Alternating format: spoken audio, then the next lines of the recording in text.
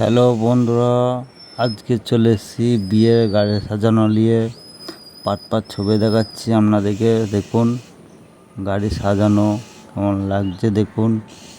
যদি কারো প্রয়োজন লাগে এখানে কমেন্ট করবেন, সাজিয়ে দিয়ে আসা হবে আপনার বাড়িতে।